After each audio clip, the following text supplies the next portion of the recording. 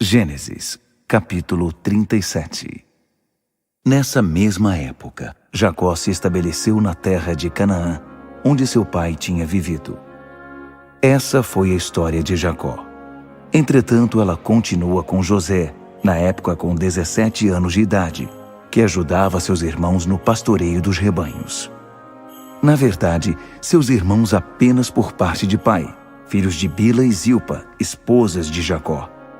E José tinha o hábito de contar ao pai tudo o que os irmãos faziam de errado. Israel amava José mais que os outros filhos, porque José era o filho temporão, nascido quando Israel já era velho. Ele mandou fazer para José uma capa bordada. Quando seus irmãos perceberam que José era o filho predileto de seu pai, começaram a odiá-lo. Esse ódio chegou a ponto de nem mesmo conversarem mais com ele. Certo dia, José teve um sonho. Quando o contou aos irmãos, eles passaram a odiá-lo ainda mais. Ele disse: "Ouçam o sonho que eu tive. Estávamos todos nós no campo juntando feixes de trigo.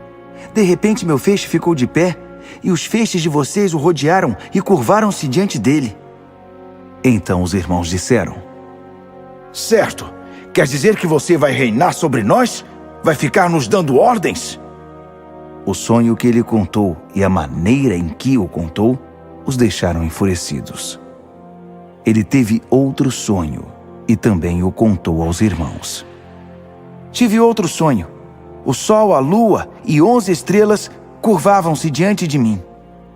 Ele também contou o sonho a seu pai, e este o repreendeu. "Que sonhos são esses? Por acaso eu, sua mãe e seus irmãos iremos um dia nos curvar diante de você?" A essa altura, seus irmãos estavam tomados de ciúme, mas seu pai refletia sobre o assunto. Os irmãos de José haviam ido para Siquém, onde cuidavam dos rebanhos do pai.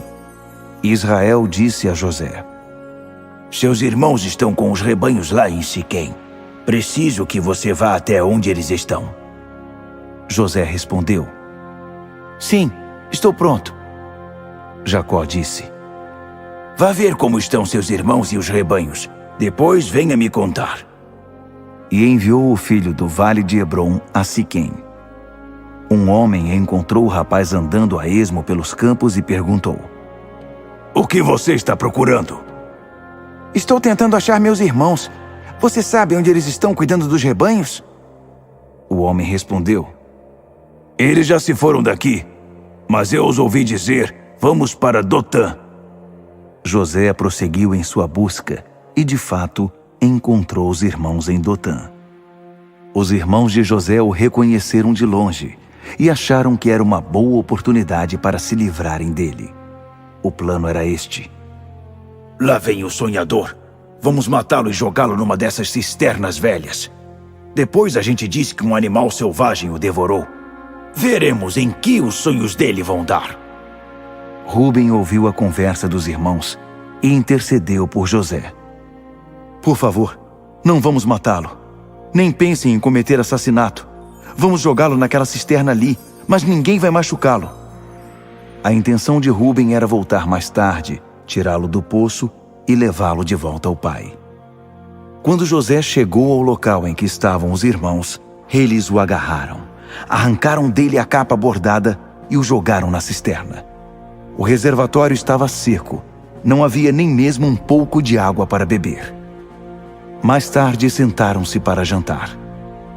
De repente avistaram uma caravana de ismaelitas que vinha de Gileade com os camelos carregados de especiarias, óleos e perfumes para vender no Egito. Judá sugeriu: "Irmãos, o que vamos ganhar se matarmos nosso irmão e ocultarmos as provas? Vamos vendê-lo para os ismaelitas em vez de matá-lo. Afinal de contas, ele é nosso irmão, sangue do nosso sangue." Os outros concordaram com ele. Na hora em que os comerciantes estavam passando, José foi tirado da cisterna e seus irmãos o venderam por 20 peças de prata aos ismaelitas. Os compradores levaram José para o Egito. Mais tarde, Rúben foi procurar José na cisterna, mas ele não estava lá. Então rasgou as roupas em sinal de desespero e interrogou os irmãos: O menino não está mais lá! O que vou fazer? Eles pegaram a capa de José, mataram um bode e mergulharam a capa no sangue. Levaram de volta a bela peça de roupa ao pai e disseram: Achamos isto! Olhe para ela! Não parece a capa de seu filho? Na mesma hora, ele a reconheceu. A capa de meu filho! Um animal selvagem o atacou e o despedaçou! Jacó rasgou as roupas em sinal de luto, vestiu-se com um pano de saco e chorou muitos dias a morte do filho. Os outros filhos e filhas tentavam consolá-lo, mas ele não queria ouvir ninguém. Dizia: Irei para o túmulo ainda chorando por meu filho. E chorava muito por ele. No Egito, os midianitas venderam José a Potifar, um dos oficiais do faraó, administrador da casa real.